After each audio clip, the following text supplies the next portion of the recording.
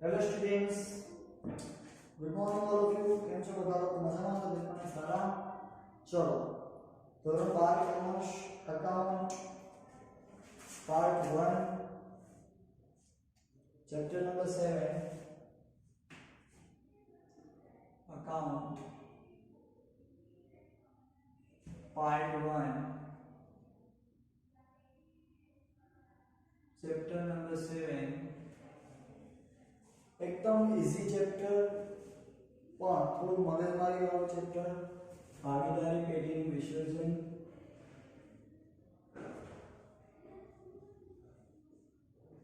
વિસર્જન બરાબર ચેપ્ટરના માર્ક્સ છે 8 કેવી રીતે પૂછાશે તો કે વિભાગ એ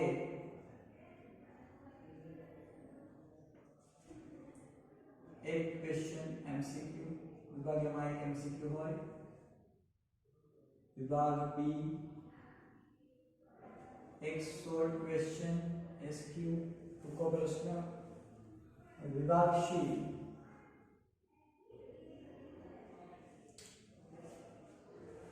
टू सम અને થિયરી સો एक मार्क 6 marks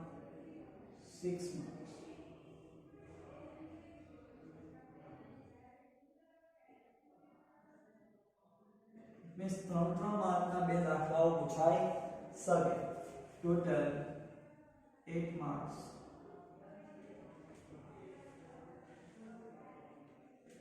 ઓકે આ રીતનું છે બાળકો આ ચેપ્ટરનું સ્ટ્રક્ચર ચલો स्टार्ट करिए भागीदारी पेढ़ीનું વિસર્જન ચેપ્ટર ओके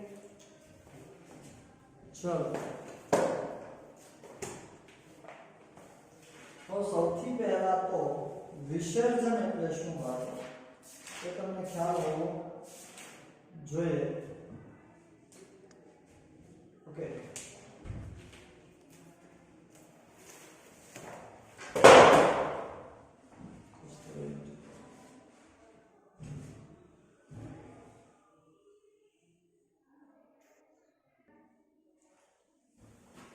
चलो भाई सबसे पहला तो विसर्जन એટલે શું ખ્યાલ હોવો જોઈએ વિસર્જન એટલે ધંધો બંધ ધંધો પેટી પેક કરી દેવાનો શું કરવાનો ધંધો પેટી પેક શટર બંધ પણ કાયમી માટે બંધ કરવાનો બરાબર કાયમી માટે બિઝનેસ શું કરીએ બંધ એને કહેવાય વિસર્જન ઓકે ચલો આગળ વધીએ अर्थ લખીએ વિસર્જન એટલે શું એનો અર્થ બધી જ વસ્તુઓ તમારી બુકમાં ઉતારવાની છે અને એટલા માટે હું બોર્ડ ઉપર કરાવું છું અને હા તમે જોયેલું હશે માર્કિંગમાં હમણાં કે એક એમસીક્યુ ને એક ટૂંકો પ્રશ્ન પૂછાય છે એટલે આ થિયરી ખૂબ જ આઈએમપી છે અર્થ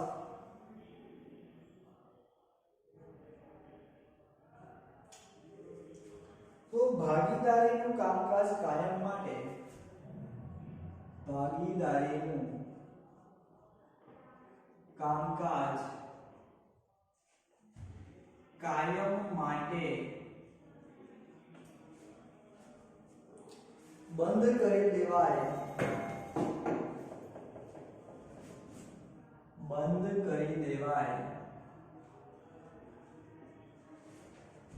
એટલે કે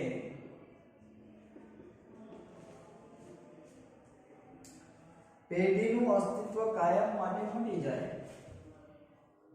પેઢીનું અસ્તિત્વ કાયમ માટે મટી જાય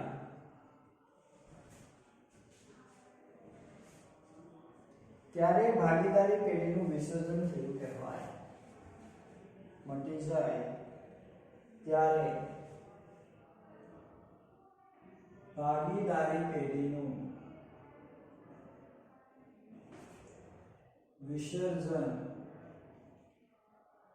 થયું કહેવાય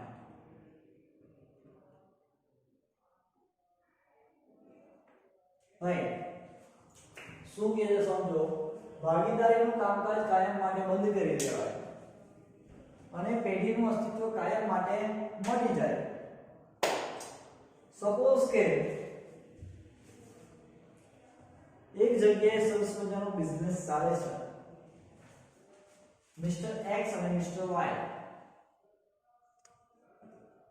મિસ્ટર એક્સ અને મિસ્ટર વાય બંને મળીને ધંધો ચલાવે છે. બરાબર, શોરૂમ ચલાવે છે.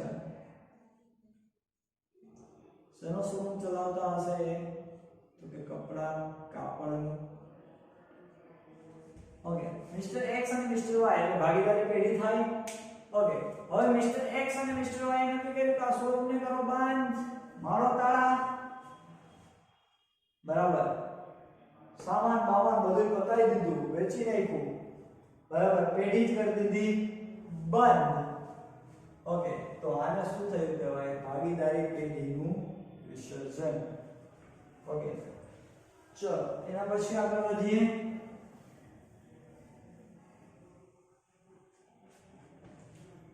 વિસર્જનના હિસાબોની પતાવટ વખતે કાનૂની અને અન્ય જોગવાઈઓ. વિસર્જનના હિસાબોની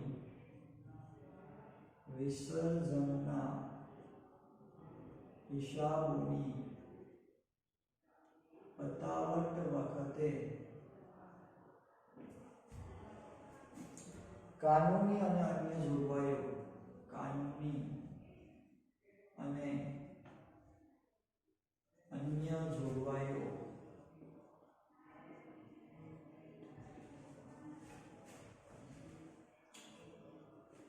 જોઈએ. ચાલો, પેઢીની ખોટ અંગે.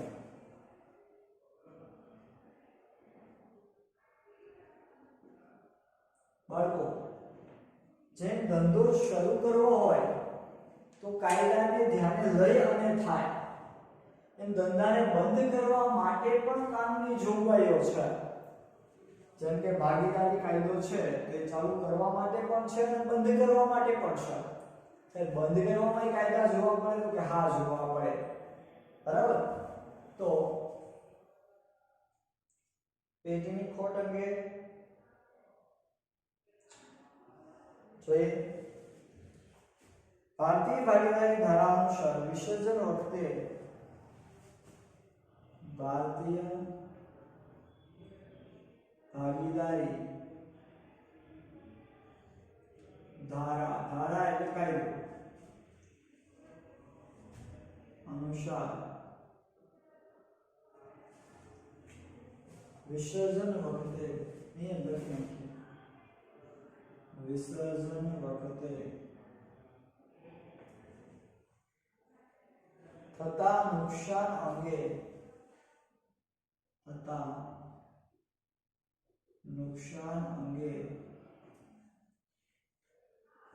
ત્રણ જોગવાઈઓ છે.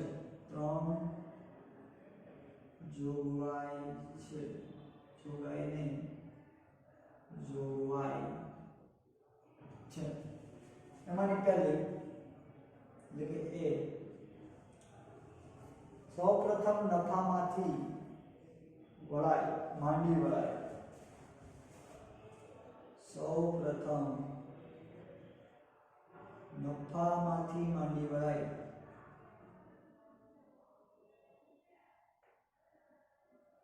બી શું છે સમજાવું છું. જો નફો પૂરતો ન હોય તો ભાગીદારીની મૂડીમાંથી માંડી વળાય, ભરપાઈ થાય. જો નફો પૂરતો ન હોય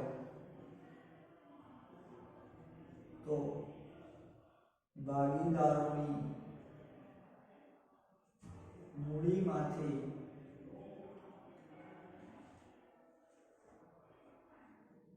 માંડી વળાય. અને સી છે ત્રીજી જોગવાઈ શું છે? જો મૂડી પૂરતી ન હોય તો આવું નુકસાન, જો મૂડી પૂરતી ન હોય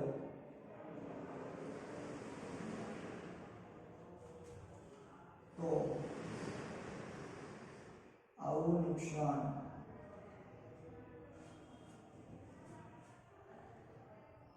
ભાગીદારો તેમના નમૂ પ્રમાણમાં વહેંચી લે છે ભાગીદારો તેના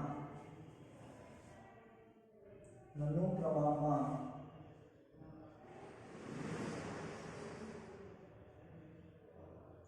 વહેંચી લે છે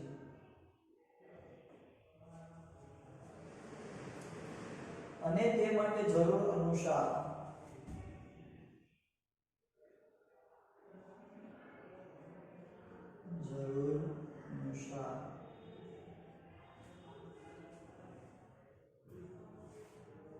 પોતાની અંગત મિલકતમાંથી ભરપાઈ કરે છે પોતાની અંગત મિલકતમાંથી ભરપાઈ કરે છે ચાલો ભાઈ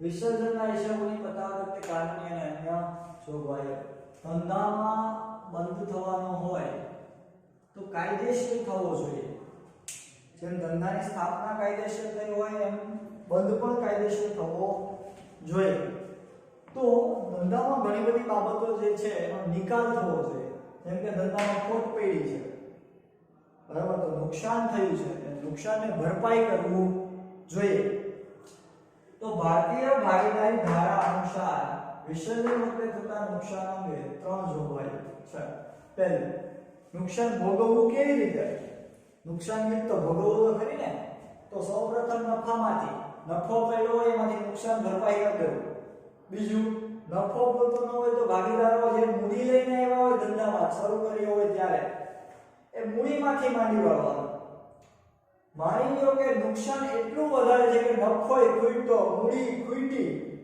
તો મૂડી પૂરતી ન હોય તો આવું નુકસાન ભાગીદારો તેમના નફા નુકસાનના પ્રમાણમાં વહેંચી લેશે અને પોતાની અંગત મિલકતમાંથી ભરપાઈ કરે છે યાદ કરો ચેપ્ટર નંબર 1 દરેક ભાગીદારોની જવાબદારી કેવી છે અમર્યાદિત એટલે જો નફામાંથી મેળ નહીં આવે તો મૂડીમાંથી ને મૂડીને નફો બે ખૂટશે તો પોતાની અંગત મિલકતમાંથી કેવી રીતે તો કે નફા નુકસાનના પ્રમાણ મુજબ ચાલો આ પહેલું હતું એવી જ રીતના બીજું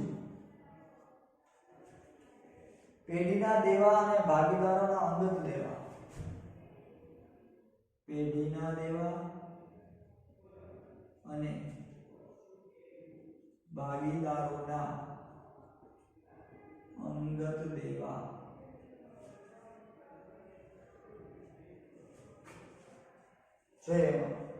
પેઢીના દેવા ચૂકવવા માટે દરેક ભાગીદારો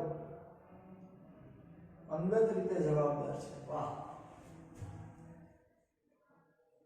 પેઢીના દેવા ચૂકવવા માટે દરેક ભાગીદાર અંગત રીતે જવાબદાર છે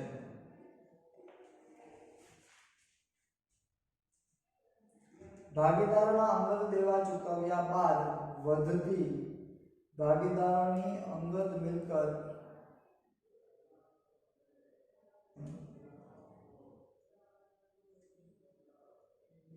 ભાગીદારોના અંગત દેવા ચૂકવ્યા બાદ વધતી ભાગીદારની અંગત મિલકત પેઢીના દેવા ચૂકવવા માટે ઓકે ચાલો ભાગીદારોના અંગત દેવા ચૂકવ્યા બાદ ભાગીદારોના અંગત દેવા ચૂકવ્યા બાદ વધતી ભાગીદારની અંગત મિલકત વધતી ભાગીદારોની અંગત મિલકત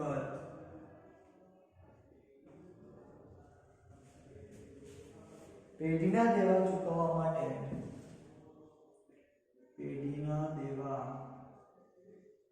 ચૂકવવા માટે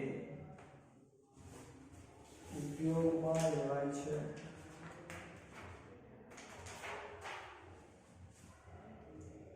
ઉપયોગમાં લેવાય છે.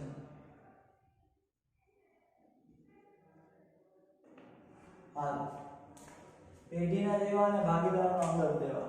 હવે પેઢીના દેવા ચૂકવવા માટે સિક્કાનો ઉપયોગ થાય તો ભાગીદારોની મિલકત આપણને ખ્યાલ છે. અને દરેક ભાગીદાર અંગત રીતે જવાબદાર છે, પોતાની રીતે જ જવાબદાર છે કે એને પેઢીનું દેવું ચૂકવવું જોઈએ.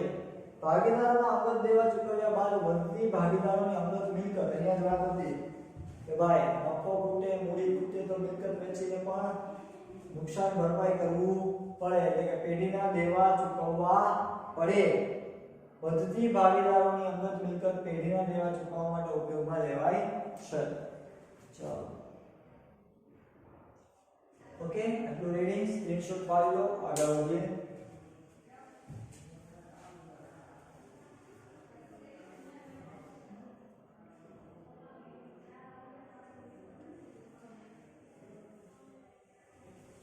ओके चलो आगे बढ़िए, आना उठाइए.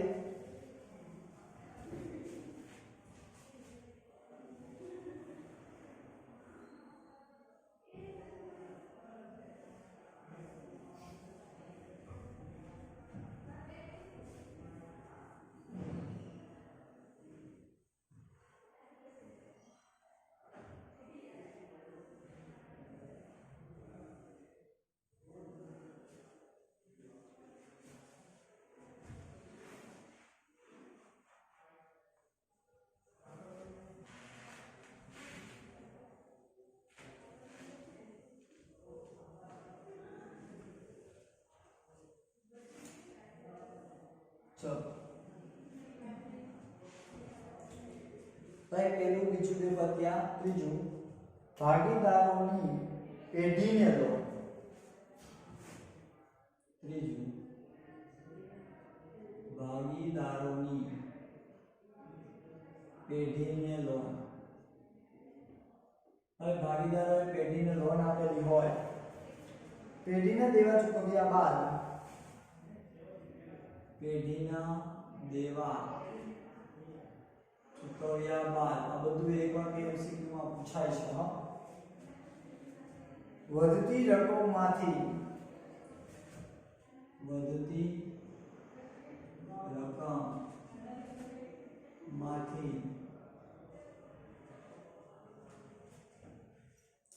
ભાગીદારોએ પેઢીને આપેલી લોનની રકમ ચૂકવાય છે. ભાગીદારોએ પેઢીને આપેલી લોનની રકમ ચૂકવાય છે. આજનો લેક્ચર થિયરી લેક્ચર છે, વન ટાઈપ ઓફ. ત્યારબાદ જો એક કરતા વધારે ભાગીદારની લોન હોય, જો એક કરતા વધારે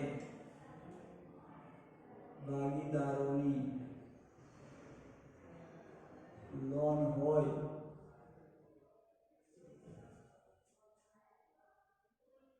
અને ભાગીદાર પેઢી પાસેથી વસૂલ કરી શકે તેમ ન હોય અને ભાગીદાર પેઢી પાસેથી વસૂલ કરી શકે તેમ ન હોય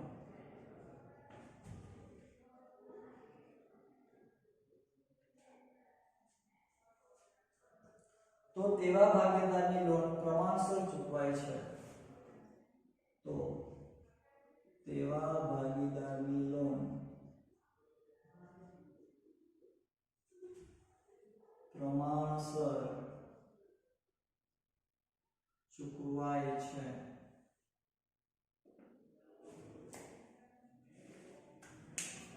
ચાલો એક એક પોઈન્ટ સમજતા જઈએ અને લખતા જઈએ. શું કહે છે? ભાગીદારોની પેઢીને લોન. ભાગીદારોએ પેઢીને લોન આપી હોય, બરાબર. તો પેઢીના દેવા ચૂકવ્યા બાદ પેલા પેઢીના નામે જેટલું જેટલું કર્યું હોય ને ગામ પાસેથી એ ચૂકવી દેવાનું. વધતી રકમમાંથી જો પેઢી પાસે રૂપિયા વધે તો ભાગીદારોએ પેઢીને આપેલી લોનની રકમ ચૂકવાય છે. તો ભાગીદારોને મળે. પેલા ગામ પાસેથી લીધું છે એ દેવાનું, પછી પોતાનું લેવાનું. બરાબર. જો એક કરતા વધારે ભાગીદારની લોન હોય અને ભાગીદાર પેઢી પાસેથી વસૂલ કરી શકે તેમ ન થયો હોય, રાઈટ, મેં લોન આપી હતી ધંધાને, મારા ભાગીદારે ધંધાને લોન આપી હતી, બરાબર, એક કરતા વધારે ભાગીદારની લોન છે અને પેઢી ચૂકવી શકે એમ નથી, એટલે કે અમે ધંધામાંથી લઈ શકીએ એમ છીએ અને કે ધંધા પાસે રૂપિયા જ નથી હવે, તો તેવા ભાગીદારની લોન પ્રમાણસર ચૂકવાય છે. ધનના પ્રમાણમાં વેચી લે આટલા આટલા ભોગવવાના. ચાલો એના પછી નંબર 4, ભાગીદારની પત્નીની લોન. વાહ, ભાગીદારની પત્નીની લોન. ભાઈ ધંધામાં રૂપિયા ઘટ્યા, પત્ની પાસેથી લોન લઈ આવ્યો, પેઢીને લોન આપી. કોણે? તો કે ભાગીદારની પત્નીએ આપી. ભાગીદારની પત્નીની લોન સ્ત્રી ધનમાંથી પેઢીને આપેલી લોન. તો આમાં પણ સમજવાનું છે. ભાગીદારની પત્નીએ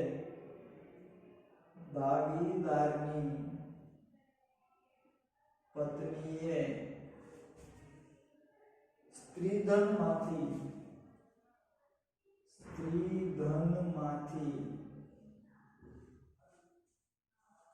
પેઢીને આપેલી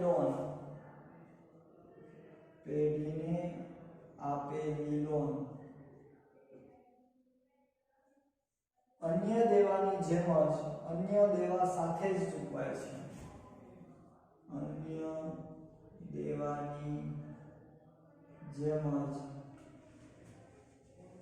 અન્ય દેવાની સાથે જ ચૂકવાય છે. ચાલો, પરંતુ જો પતિના નાણામાંથી લોન આપી હોય, વાહ, હજી આમાં લોન, પરંતુ જો પતિના નાણામાંથી લોન આપી હોય,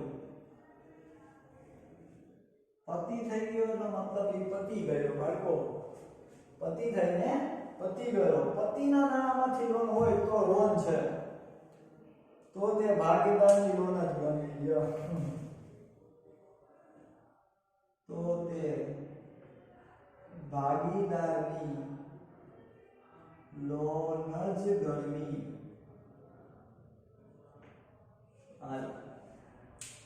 લોન पे लोन. चलो, भागीदाરની પત્નીની લોન.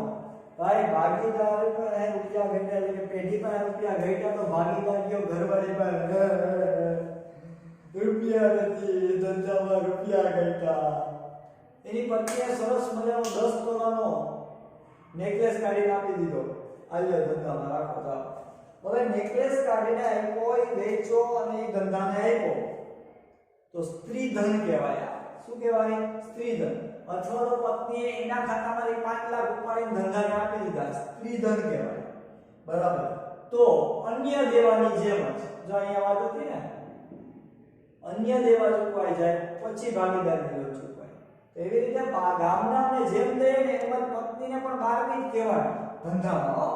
પત્ની પણ 12નાને ચૂકવા તો પત્નીને પણ એ જ રીતના ચૂકવવાના.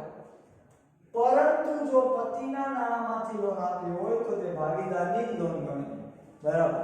અમુક પત્નીઓ છે બહુ હોશિયાર હોય, બરાબર, પતિએ પત્નીને આપ્યો હોય, પત્નીએ એકઠી કરી રાખ્યા હોય, પતિ બિચારો આવી પતિના જ રૂપિયા હતા, કટકી કરીને રાખ્યા હતા, એ આપી દીધા, આવી પતિના જ રૂપિયા છે.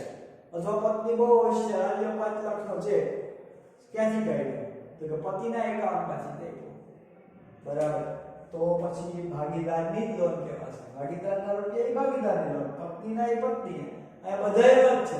ધંધોનો માલિક અલગ હોય તો પત્ની તો અલગ જ હોય, બાળકો. બરાબર, એ રીતે વાત છે. ચલો એ પછી આગળ વધીએ ભાગીદારોની જવાબદારી બધા લોકોને ખબર છે અમર્યાદિત ભાગીદારોની જવાબદારી કેવી છે બાળકો અમર્યાદિત ભાગીદારોની જવાબદારી અમર્યાદિત હોવાથી તેને પેઢીના જેવા અંગત મિલકતોમાંથી પણ ચૂકવવા પડે છે પણ એ જગ્યા ભાગીદારોની જવાબદારી અમર્યાદિત હોવાથી તેને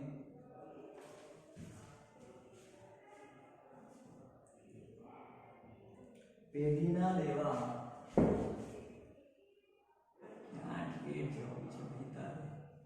પેઢીના દેવા અંગત મિલકતોમાંથી પણ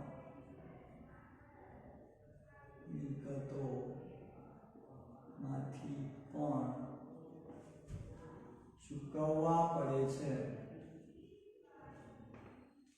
ચાલો ભાઈ ભાગીદારની જવાબદારી કેવી છે અમર્યાદિત કેવી છે અમર્યાદિત તો એને પેઢીના દેવા અંગત મિલકતોમાંથી પણ શું કરવા પડે છે ચૂકવવા પડે છે ચાલો એના પછી વિસર્જનની હિસાબી અસર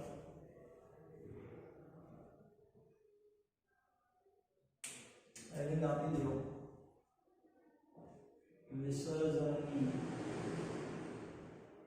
હિસાબી અસર એના માટે અમુક ખાતાઓ ખોલવા પડે બાળકો વિસર્જનની હિસાબી અસર નીચેના ખાતા ખોલાય છે વિસર્જનની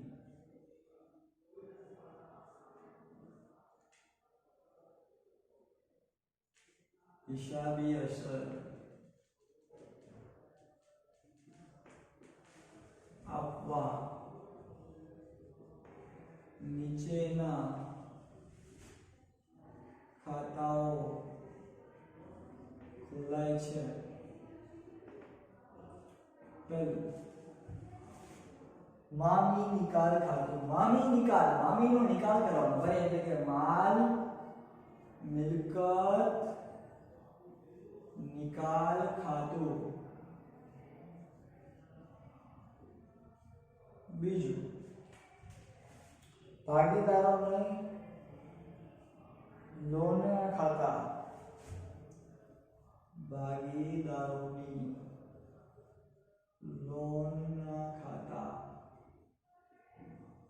ત્રીજું ભાગીદારોનું મૂડી ખાતું મૂડી ખાતા ચોથું રોકડ બેંક ખાતું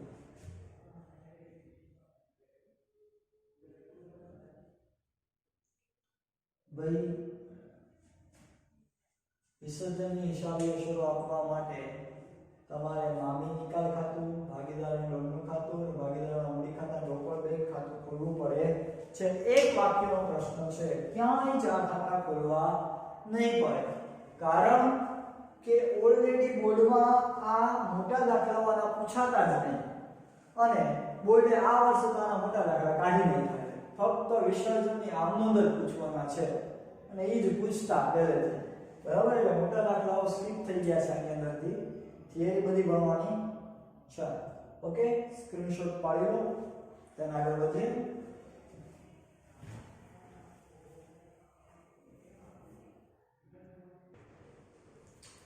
ઓકે ચલો આગળ વધીએ મોસ્ટ ઇમ્પોર્ટન્ટ બે પહેલું ખાતાનું નામ હતું મામી નિકાલ યસ જેને મામી સાઈડ ક્યાં હું મામી કરો મામા મામી ચાલુ થઈ ભાઈ માલ મિલકતનું શોર્ટ ફોર્મ છે મામી માલનો મા અને મિલકતનો મી એટલે ભાઈની મામી અહીંયા ઓલી મામીની આપણી મામીની વાત નથી થતી, મામાની ઘરવાળીની વાત નથી થતી બાળકો, માલ મિલકત નિકાલ ખાતાની વાત થાય છે બાળકો, સમજાય છે બાળકો? હા સર, ઓકે. ચલો એની શોર્ટ નોટ લખીએ. મોસ્ટ આઈએમપી છે 3 માર્કમાં આપણે વાત થઈ, બે માર્કના બે સમ 6 માર્ક. તો એમાં થિયરીમાં પૂછી શકે માલ મિલકત નિકાલ ખાતાની શોર્ટ નોટ 3 માર્કમાં. ચલો આપણે હેડિંગ આપી દઈએ માલ મિલકત નિકાલ ખાતું ની શોર્ટ નોટ. પેઢીના વિસર્જન વખતે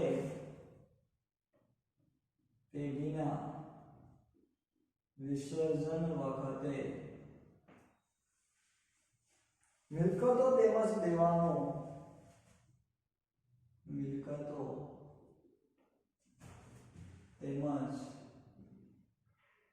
દેવાનો નિકાલ કરવા માટે, કેમ કે પેઢીનો નિકાલ કરી દેવાનો છે આપણે કાયમી માટે, તો મિલકત અને દેવાનો પર શું કરવો પડે? નિકાલ કરવા માટે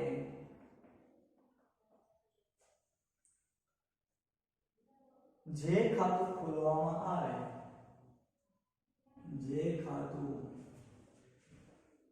ખોલવામાં આવે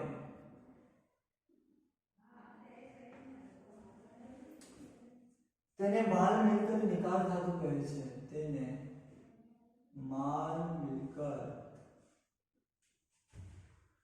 નિકાલ ખાતું કહે છે. પછી એના ફાયદાએ બીજું નામ પણ રાખેલું છે જેને સંપાદન ખાતું પણ કહેવાય છે. મોસ્ટ આઈએમપી, જેને સંપાદન ખાતું પણ કહેવાય છે.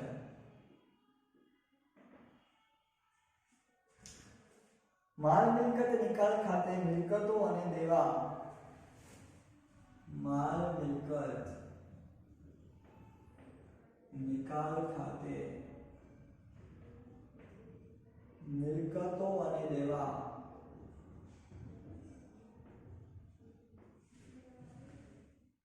પૂરેપૂરી ચોપડી કિંમતે લઈ જવામાં આવે છે. પૂરેપૂરી ચોપડી કિંમતે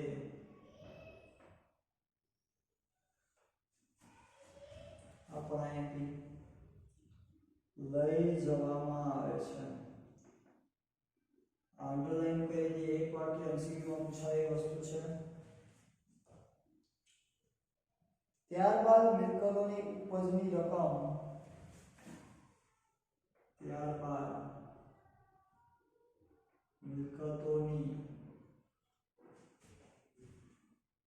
ઉપજની રકમ, મામીની ખાતે જમા કરાય છે.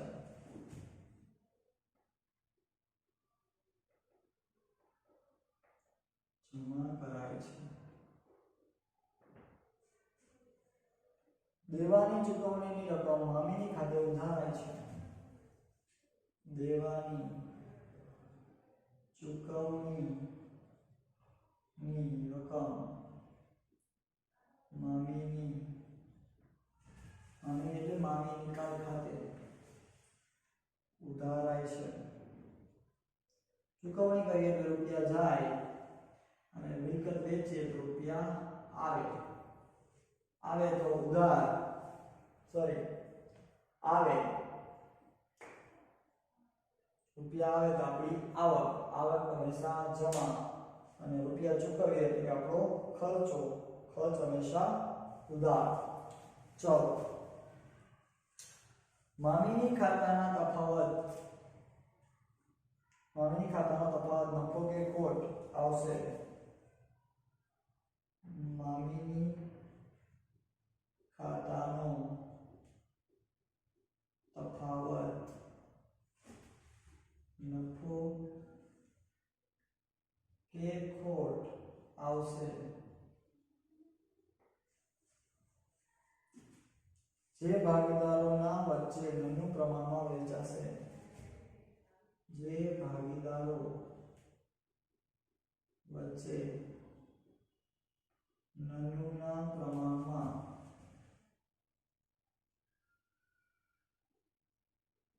વહેંચાશે. ચાલો, આ થઈ મામી નિકાલ ખાતાની શોર્ટ નોટ. સમજો બાળકો. माल मिलकत निकाल खातों निकल नहीं निकाल निकाल इधर मतलब वही जो निकाल इधर से निकल करना सो पेढ़ीना विषय में मिलकतो તેમજ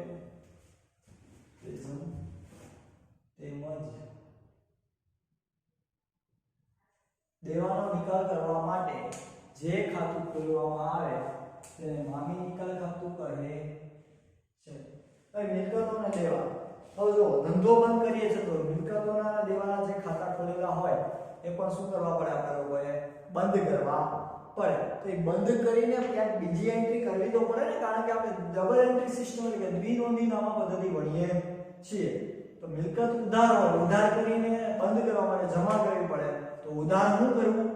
તો કે એના માટે મામી નિકાલ ખાતું ખોલ્યું આપણે લોકોએ, બરાબર. મિલકતોને દેવાનું ખાતું બંધ કરી માટે નિકાલ કરવા માટે જે ખાતું ખોલીએ ને મામી નિકાલ ખાતું કહેવાય. એના પરિવારે એનું બીજું નામ આપ્યું છે સંપાદન ખાતું, બરાબર. મામી નિકાલ ખાતા મિલકતો અને દેવા પૂરેપૂરી ચોખ્ખી કિંમતે જ લઈ જવામાં આવે. જે કિંમત હોય એ જ કિંમતે બંધ કરી દેવાની. ત્યારબાદ મિલકતોની ઉપજની રકમ, ઉપજ એટલે આપણી આવક, આવકના ખાતા હંમેશા શું હોય? જમા. એટલે મામી નિકાલ ખાતે જમા.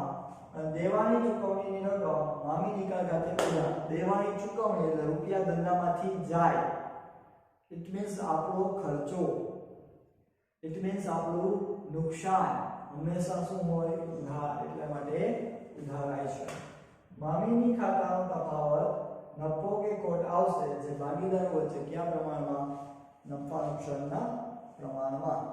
ચાલો આગળ વધીએ. ખૂબ જ અગત્ય એક્ઝામ ઓરિએન્ટેડ વસ્તુ. આનો સ્ક્રીનશોટ લઈ લો એટલે આગળ વધીએ તે સાઈડથી સ્ટાર્ટ કરીએ.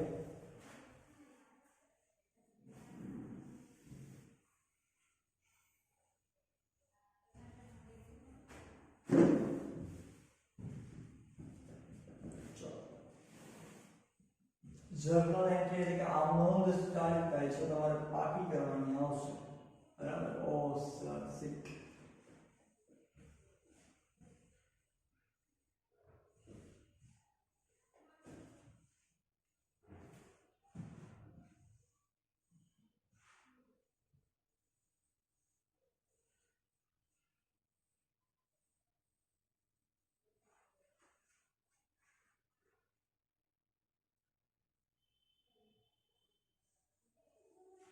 ચાલો મામીની ખાતાની હિસાબી નોંધો અથવા તો વિસર્જનની હિસાબી નોંધો.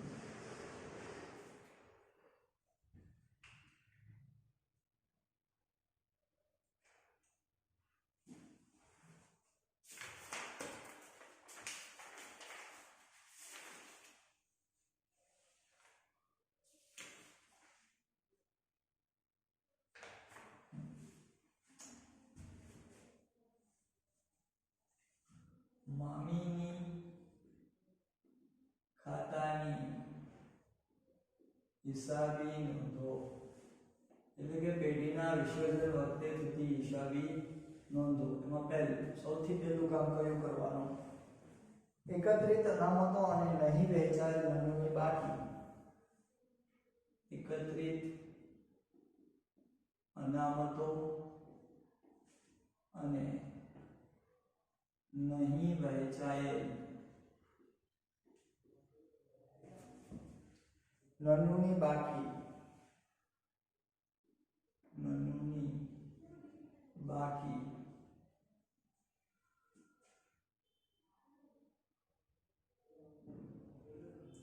भागीदारोना मूड़ी खाते लई जवानी होय त्यारे भागीदारोना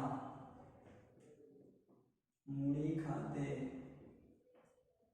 લઈ જવાની હોય ત્યારે વાહ ક્લાસરૂમમાં બેઠા હોત ને ત્યારે મોજડી આવી જાય મને બધાને 20 25 100 વાર આવત જ, કારણ કે ઓલરેડી તમે લોકો પુનઃ મૂલ્યાંકનમાં ભણી ગયા છો કે ભાઈ જે નફો પડ્યો હોય, અનામતો પડેલી હોય, કોને દેવાની હોય? ભાગીદારોને. નફાના ખાતા અનામતોના ખાતા હંમેશા શું હોય? જમાને કાઢવા હોય તો ઉધાર. ચાલો તો અનામત પહેલું એમાં એકત્રિત અનામતોને નાનો ખાતાની જમા બાકી. એકત્રિત અનામતો અને નાનું ખાતાની જમા બાકી. ભાઈ અનામતો હંમેશા જમા હોય, નાનું ખાતાની જમા બાકી એટલે કે આપણો નફો જમા હોય, એને કાઢવો હોય, વિસર્જન કરીએ, ધંધો બંધ કરીએ, તેના ખાતા બંધ કરીને ઉધાર.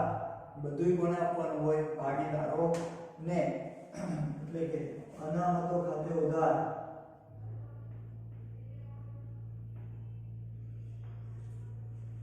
રોકાણ વગર ભંડોળ ખાતે ઉધાર,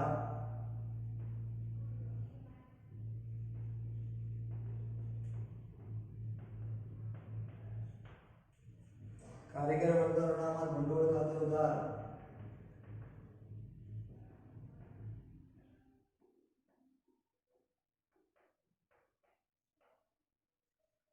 નાનું ખાતે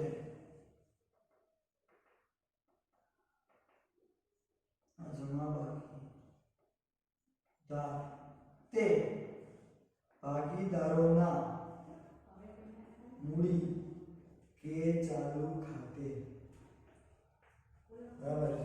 નફો હોય તો ભાગીદારોની મૂડી પણ વધે, એટલે ભાગીદારોના મૂડી ખાતે. બાજે, ભાઈ બાજે નહીં પણ બાજે લખવી ફરજિયાત હોય છે, કેમ કે એક તો આમ નંબર પૂછાય. અનામત અને નફો નહીં વેચાયેલ નફો ભાગીદારોના નમૂના પ્રમાણમાં તેના મૂડી ખાતે જમા કર્યા તેના. અનામતો અને નહીં વહેંચાયેલ નફો ભાગીદારોના મૂડી ખાતે નાનું પ્રમાણમાં જમા કર્યા તેના. ઓકે, આ અમુક થઈ. ચલો આગળ વધીએ.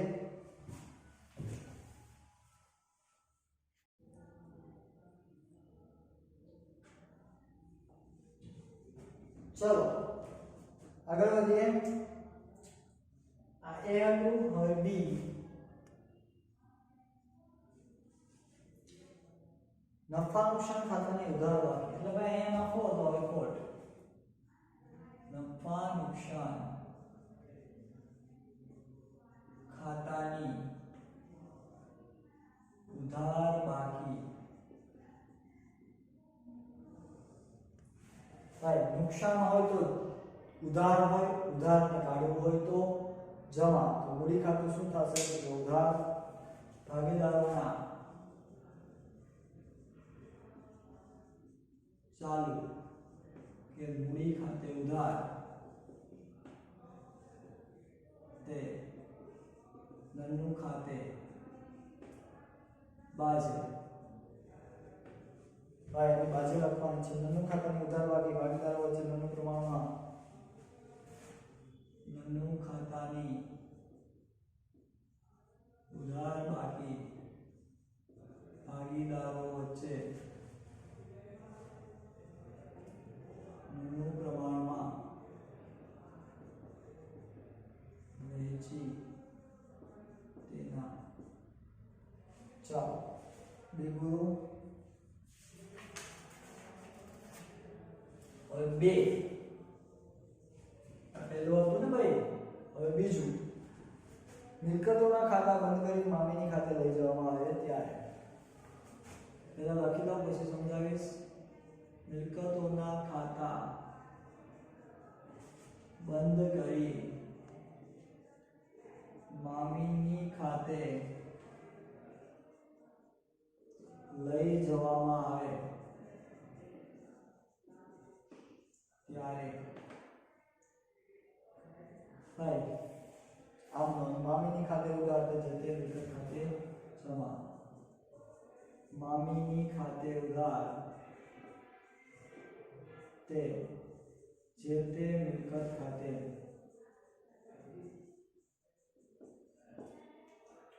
બાજે મિલકતોના ખાતા બંધ કરી ચોપડે કિંમતે મામીની ખાતે લઈ ગયા તેના ભાઈ મામી ને માલ મિલકત નિકાલ આખું લખવાનું છે તમારે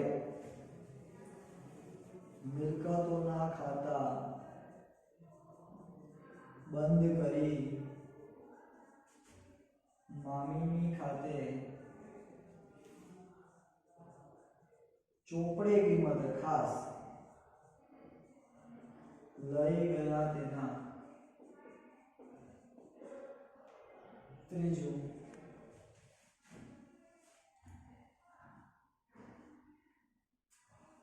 ત્રીજું અહીંયા સમાન મોટું છે ફટાફટ સ્ક્રીનશોટ લઈ લો પછી આગળ વધીએ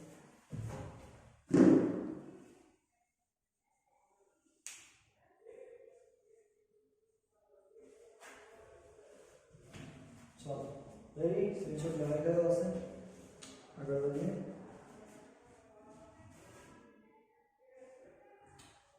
આના કરતા પણ હારે હાર લખી દેવાય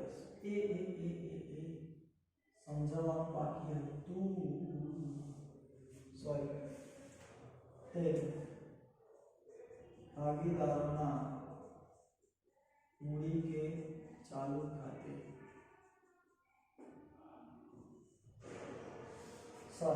चलो बाजे से और बाजे पे શું છે ભાઈ એકત્રિત અનામતોને નહીં વેચાય ધનનું બાકી ભાગીદારોના મૂડી ખાતે લઈ જવાની હોય ત્યારે ઓકે એકત્રિત નફો એકત્રિત અનામતો અને ધનનું ખાતાની જમા બાકી એટલે ભાઈ આપણો નફો ઓકે નફો હંમેશા જમા હોય અનામતો પણ હંમેશા જમા હોય જમાને હવે ધંધો જ બંધ કરીએ તો આ બધે બંધ કરવાના ખાતા બંધ કરી જમામાંથી કાઢવા હોય તો ઉધાર એટલે અનામત ખાતે ઉધાર રોકાણ વગર ભંડોળ ઉધાર કારીગર વર્તન અનામત ભંડોળ ઉધાર ધંધો ખાતે જમા બાકી એટલે કે આપણો આવક ખાતે ઉધાર આપી કોને દેવાનું બધું ભાગીદાર કે ભાગીદારના મૂડી કે ચાલુ સેમ ટુ સેમ અહીંયા નફા નુકસાન ખાતાની ઉધાર બાકી એટલે નુકસાન પડ્યું હોય ये भागीदारों જોવું પડે નુકસાન પૈસા ઉધાર હોય ઉધારને કાઢવું હોય તો જમા તો ભોગવશે કોણ ભાગીદાર તો ભાગીદારના ચુલ્લુ ને ચાલુ ચુલબુલ પાંડે ને ચાલુ કે મૂડી ખાતે ઉધાર તે ધનનું ખાતે જમા મિલકતોના ખાતા બંધ કરી મામીની ખાતે લઈ જવામાં આવે ત્યારે ભાઈ મિલકતોના ખાતા બંધ કરો કોઈ પણ મિલકત હંમેશા શું હોય ઉધાર હોય બરાબર ખાતા બંધ કરવા હોય તો મિલકતો તમામ જમા ઉધાર કોણ તો બધું મિલકતોને દેવા બંધ કરવા માટે એક ખાતું આપણે ઊભું કર્યું છે કયું માલ મિલકત નિકાલ ખાતું એટલે માલ મિલકત નિકાલ ખાતે ઉધાર તે જે તે મિલકત ખાતે જમા તમામ મિલકતો જમા કરી દેવાની અને ઉધાર ક્યાં કરવાની બધી માલ મિલકત निकालो चलो आगे बढ़िए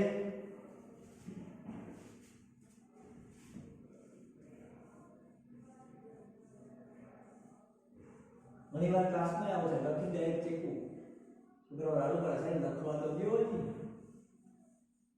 મોજમાં આવે ભણાવવાની મોજમાં આવે ચલો સાજી મોજમાં હાર નહીં ઘણા લોકોને ખુશીના એટેક ન થાતા એવી રીતે હું મોજમાં આવતો હું ચેકવા માંડું લખી ચેકી નાખું સમજાવવા વગર બરાબર એના જેવું છે ચાલો ભાઈ ત્રીજી આમમાં મિલકતો સામે ઊભી કરેલ જોગવાઈઓના ખાતા બંધ કરી મિલકતો સામે ઊભી કરેલ જોગવાઈ ના ખાતા બંધ કરી તમારે એક ફાયદો થાય સાહેબ કે બધી આવતો થાય થવાનું નથી જેટલું થાય એટલું લખવા માંડવાની બાકી કરવા માંડવાની ખાતા બંધ કરી મામીની ખાતાની જમા બાજુ લઈ જવામાં આવે ત્યારે મામીની ખાતાની જમા બાજુ લઈ જવામાં આવે ત્યારે હાલો આને સમજાવી દો ભાઈ મિલકત સામે ઊભી કરેલી જોગવાઈ જેમ કે ગાલખા અનામત છે રોકાણ વગર ભંડોળ છે આ બધું જમા હોય જમાને કાઢવું હોય તો ઉધાર તો જમા ક્યાં કરવાનું મામીનીમાં બરાબર એક જ ખાતું છે જે બધાય તમામ ખાતાઓ બંધ કરી લઈ ક્યાં જવાના છે મામીનીમાં ઓલું તો ભાગીદારોએ ભોગવવાનું હોય એટલે ભાગીદાર નાખ્યું ચલો ગાલખાદ અનામત ભંડોળ ખાતે ઉધાર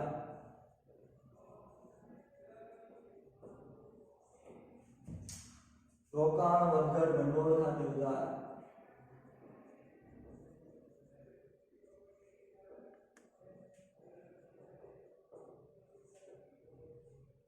કસારા ફંડ ખાતે ઉધાર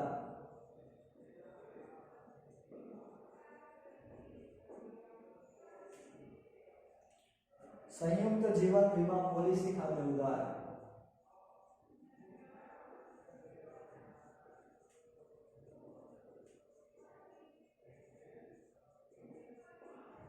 ઘણું બધું છે અનામત ખાતે ઉધાર સંયુક્ત જીવન વીમા પોલિસી અનામત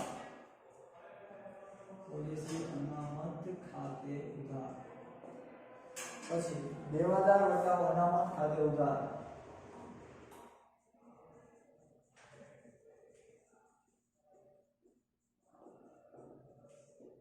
તે મામીની ખાતે જમા ચાલો ભાઈ તમામ પ્રકારના ગાલખાદ અનામત ભંડોળ તમને બધાને ખબર છે ગાલખાદ અનામત શું કામ હોય કે કોઈ આપણને લૂંચ મારે તો નુકસાન જાય તો એ સફળ કરવા માટે રોકાણ વગર શેરમાં રૂપિયા રોક્યા હોય અચાનક ભાવ ઘટી જાય ભોગવવું પડે ઘસારા ફંડ મિલકતોમાં ઘસાય પછી મિલકત ઊભી કરવી પડે ઘસારા ફંડમાંથી ઘસારો માંડી વાળતા 11માં ભણ્યા હતા સંયુક્ત જીવન વીમા પોલિસી અનામત ખાતે આખું જીવન માટે પોલિસી લીધી હોય લાઈફ ઇન્સ્યોરન્સ પોલિસી એનું પ્રીમિયમ ભરવાનું હોય એના માટેની અનામત દેવાદાર વટાવ અનામત ખાતે ગામ આપણને રૂપિયા દેવાનું છે આપણા દેવાદારો છે એને આપણે ડિસ્કાઉન્ટ આપીએ વટાવ આપીએ એના માટેનું અનામત તમામ અનામતો જમા હોય કેમ કે આપણે એ રૂપિયા પડેલા છે બરાબર નફામાંથી ઉભા કરેલા હોય આ બધા અનામતો બરાબર બંધ કરી ઉધાર કરવાના અને ક્યાં રાખી આપવાના તે મામીની ખાતે ચલો એના પછીનો એન્ટ્રી નંબર 4 દેવાના ખાતા બંધ કરી મામીની ખાતે લઈ જવાય ત્યારે દેવાના ખાતા બંધ કરી મામીની ખાતે લઈ જવાય ત્યારે ચાલો ભાઈ તમામ દેવા હંમેશા માટે શું હોય જમા હોય જમાને કાઢવા હોય તો ઉધાર તો જે તે દેવા ખાતે ઉધાર દેવા ઉધાર થઈ ગયા ખાતા બંધ થઈ ગયા તો ક્યાં ખાતે જમા કરશું તે મામીની ખાતે બાજે દેવાના ખાતા બંધ કરી મામીની ખાતે લઈ ગયા તેના દેવાના ખાતા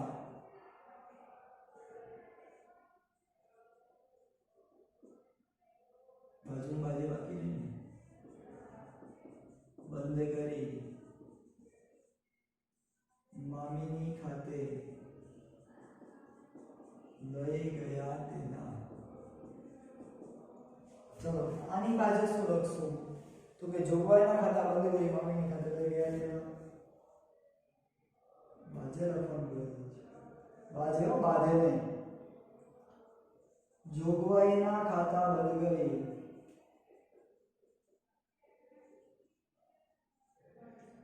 મામીની ખાતે લઈ ગયા તેના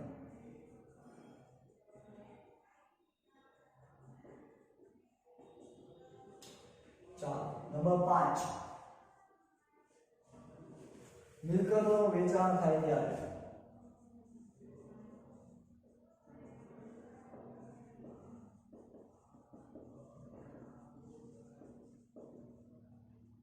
ભાઈ મિલકતો વેચીએ તો રૂપિયા આવે, બરાબર, આવે તો ઉધાર, તો રોકડ કે બેંક ખાતે ઉધાર, અને તે મિલકત તો વહી ગઈ, બંધ કરી દીધું તેનું ખાતું છે, તો તે મામીની ખાતે, બધું ક્યાં નાખવું એ ખબર ન પડે એટલે ક્યાં નાખી દેવાનું, મામીની ખાતે.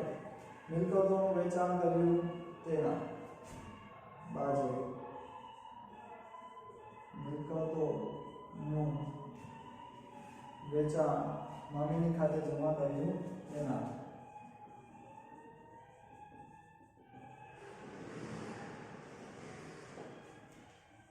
જમા કર્યું. ચાલો લઈ લો સ્ક્રીનશોટ, સમજાવી દીધેલું છે. ડન.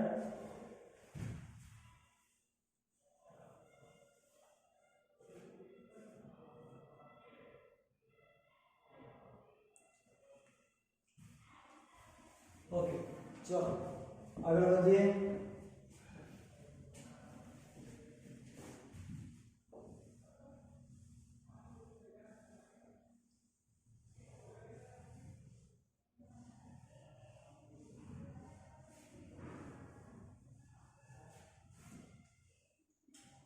तो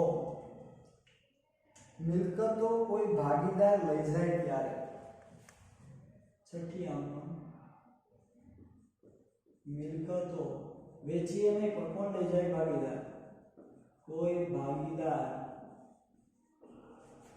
लई जाए त्यारे भाई आम नोंध पूछवा माटे कॉल आवशे આજે રાત્રે જ, બરાબર, એટલે રાત સુધીમાં પાકી કરી લેજો, બરાબર, કેમ કે કાલ તો બીજી આમ નોંધો પણ આવી જશે પાછી, એટલા માટે. તો ભાઈ જો અહીંયા વેચી તો રૂપિયા આવ્યા અને તે મામીની ખાતે ગયું, અહીંયા ભાગીદાર લઈ જાય, ભાગીદારના મૂડી ખાતે ઉધાર, મામીની ખાતે જમા. રોકડની જગ્યા કોણ લઈ લે? ભાગીદાર. ભાગીદારના મૂડી કે ચાલુ ખાતે ઉધાર તે મામીની ખાતે જમા. બાજે બાજે ભાગીદારે લીધેલ મિલકતો, ભાગીદારે લીધેલ મિલકતો તેના મૂડી ખાતે ઉધારી મામીની ખાતે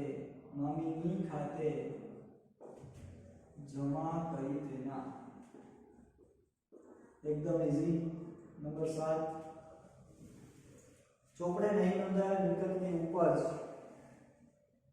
મળે ત્યારે, વાહ, ચોપડે નહીં નોંધેલ મિલકતની ઉપજ મળે ત્યારે, ભાઈ ચોપડે મિલકત નથી છતાંય રૂપિયા મળ્યા, રૂપિયા મળ્યા તો રૂપિયા આવ્યા, આવે તો ઉધાર, રોકડ કે બેંક ખાતે ઉધાર, તે ક્યાં લઈ જવાનું? મામીની ખાતે. સમજો ભાઈ ચોપડે નોંધી નથી, મિલકત કારોબાર કરી, ચોપડે નોંધી નથી, વેચી દીધી, રૂપિયા ધંધામાં આવ્યા, આવે તો ઉધાર, ક્યાં લખવાના? મામીનીમાં. ચોપડે નહીં નોંધાયેલ મિલકતના ઉપર જે દેના બાજુ ચોપડે નહીં નોંધેલ મિલકતના ઉપજ્યા તેના.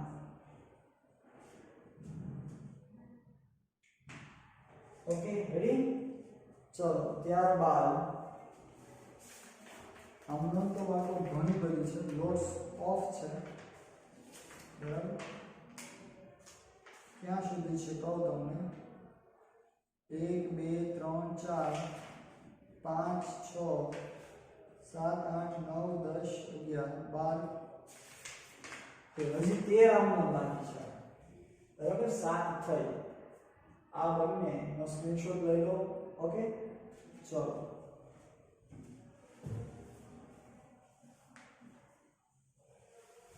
ચાલો આટલું રાખીએ છીએ હવે બાળકો 7 આમ નોંધ કરાવેલી છે તમને લોકોને આજે 7 એ 7 આમ નોંધ 10 વખત હોમવર્કમાં બરાબર સ્ટેપનું કાલે પૂરું કરવાનું છે તો છે આ 10 વખત આમ નોંધ હોમવર્કમાં જોશે રાતે ફોન કરીને પૂછીશ બધાને આવડતી હોવી જોઈએ ઓકે ચલો બેસ્ટ ઓફ લક